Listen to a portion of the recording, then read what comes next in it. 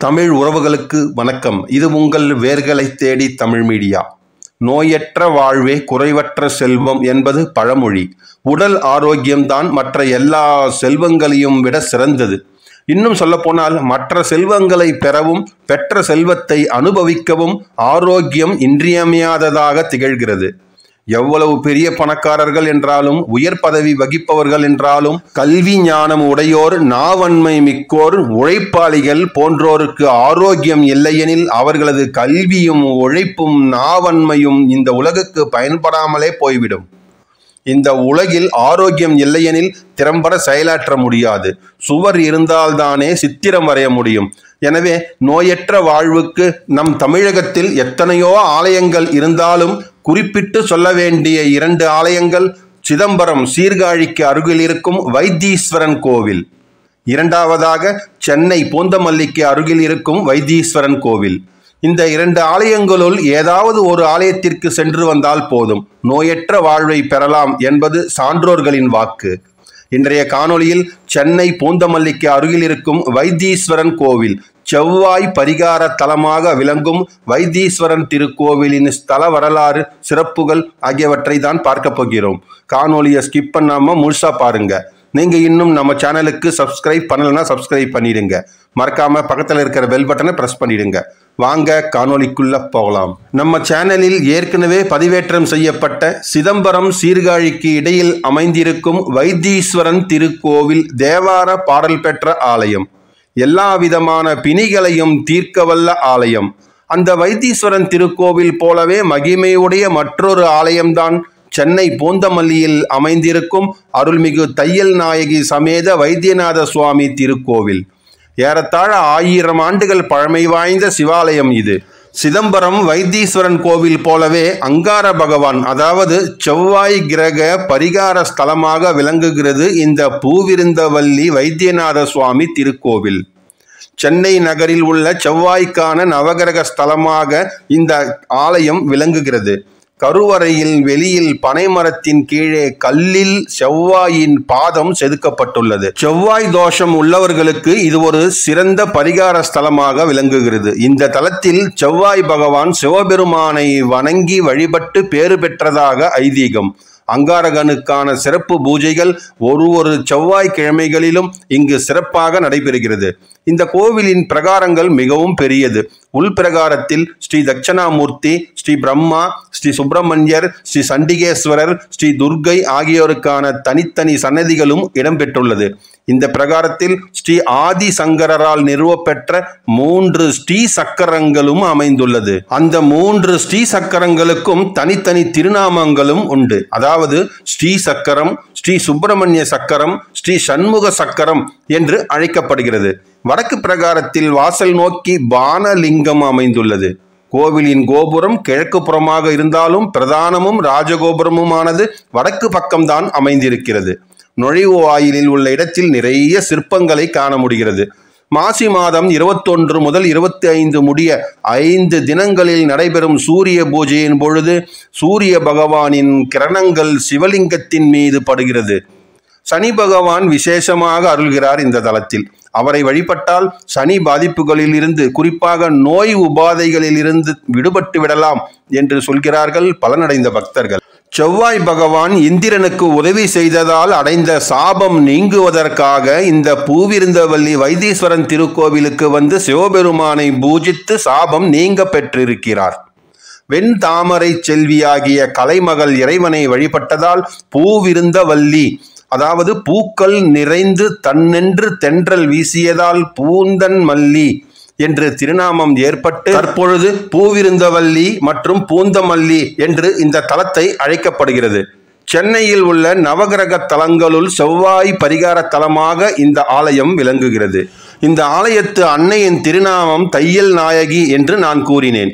இந்த பெயர் உருவானதற்கும் ஒரு சுவாரஸ்யமான வரலாறு சொல்லப்படுகிறது.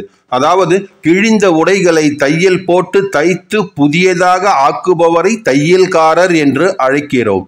அதே போலவே அங்கார பகவானின் வியாதியை குணப்படுத்தி மீண்டும் நல்ல நிலையில் கொண்டு வந்த இறைவனுக்கு துணையாக மருத்துவ தைலங்களை ஏந்தி வந்த தேவியை பெண் தையல்காரர் என்று அழைக்கும் விதமாக தையல் நாயகி என்று அழைக்கப்பட்டு அந்த பெயரே அன்னையின் திருநாமமாக விளங்கி வருகிறது. இந்த ஆலயத்தின் கர்ண பரம்பரை வரலாற்றையும் நாம் இப்பொழுது அறிந்து கொள்வோம். பல்லாயிரம் ஆண்டுகளுக்கு முன்னர், அதாவது துவாபர யுகத்தில் இமயமலை அடிவாரங்களில் பல முனிவர்கள் தவம் இருப்பதுண்டு. அதில் ஒருவர் காலத்தை குறித்து முன்னரே கூறிவிடும் கால முனிவர் என்பவர். அவர் தனக்கு மற்ற முனிவர்களை விட மேன்மையான ஞானம் கிடைக்க வேண்டும் என்பதற்காக சிவபெருமானை துதித்தபடி தன்னை மறந்து தவம் இருக்கிறார். அந்த முனிவர் தேவ முனிவர் என்பதால் நவகிரகங்களும் அவருடன் நெருங்கிய தொடர்பில் இருந்தார்கள். அனைவருக்கும் வரும் காலத்தை முன்னரே கணித்து கூறி வந்த அவருக்கு தன்னுடைய இறுதி வாழ்க்கையின் ஒரு காலகட்டத்தில் தான் முன் ஜென்மத்தில் செய்த ஊழ்வினையின் பயனாக துன்பம் அனுபவிக்க வேண்டியிருக்கும் என்பதை கவனிக்க அவர் மறந்து விடுகிறார். அவருடைய தவத்தினால் சிவபெருமான் மகிழ்ச்சி அடைந்தாலும் கால முனிவரின் தண்டனைக்கு காலம் முடியும் வரை, அதாவது அவருடைய முன் ஜென்மத்தில் செய்த ஊழ்வினையின் பயனாக அவர் துன்பம் அனுபவிக்க வேண்டிய அந்த காலம் முடியும் வரை அவருக்கு காட்சி தர விரும்பவில்லை சிவபெருமான். அப்படி காட்சி தந்துவிட்டால் அந்த முனிவரின் சாபம் போய்விடும் அல்லவா? தேவ கட்டளைக்கு ஏற்ப நிகழ இருந்த தண்டனையை மாற்ற சிவபெருமானுக்கு மனமில்லை. ஆகவே ஒரு சந்நியாசி உருவில் அந்த முனிவரிடம் சென்று பேச்சு கொடுத்துவிட்டு பேச்சின் இடையே அந்த முனிவருக்கு வர இருந்த தண்டனையை நினைவுபடுத்திய பிறகு அவர் மறைந்து விடுகிறார். அப்பொழுதுதான் கால முனிவருக்கோ தனக்கு வர இருந்த தொழுநோய் குறித்து நினைவுக்கு வந்தது.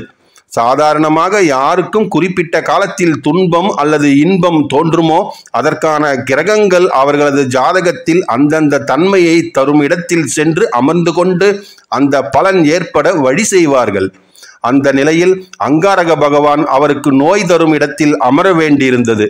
உடனடியாக அந்த முனிவர் தந்திரமாக அனைத்து கிரகங்களையும் அழைத்து அங்காரக பகவானை அவர் ஜாதகத்தில் நன்மை தரும் இடத்தில் அமரச் செய்து விடுகிறார். தன்னை அறியாமல் அந்த அங்காரகனும் முனிவருக்கு நோய் தரும் ஸ்தானத்தில் அமராமல் வேறு இடத்தில் சென்று அமர்ந்து கொள்ள முனிவருக்கு வரவிருந்த நோய் மாறிவிடுகிறது. அதனால் அவர் மீது பிரம்மா கடும் கோபம் கொண்டார். தெய்வ கட்டளையின்படி நிகழ இருந்த தண்டனையை மாற்றி அமைக்க வழி செய்ததினால் கால முனிவருக்கு வரவிருந்த தொழுநோய் அங்காரகனுக்கு வரட்டும் என்று சபித்துவிட அங்காரக பகவானை அந்த நோய் பற்றி கொள்கிறது. அங்காரக பகவான் அறியாமல் தான் செய்த பிழையை மன்னித்து கருணை காட்டுமாறு பிரம்மாவை வேண்டிக் கொள்ள, பிரம்மாவோ நான் கொடுத்த சாபத்தை நானே மீண்டும் திரும்ப பெற இயலாது என்பதனால் தன்வந்திரி மகரிஷியிடம் சென்று நிவாரணம் பெற்றுக்கொள் என்று கூறி அனுப்பிவிடுகிறார். தன்வந்திரி மகரிஷியும் நடந்தவற்றை அறிந்து கொள்கிறார். அந்த வியாதியை தன்னால் குணப்படுத்த முடியாது என்பதையும் அவர் புரிந்து கொள்கிறார்.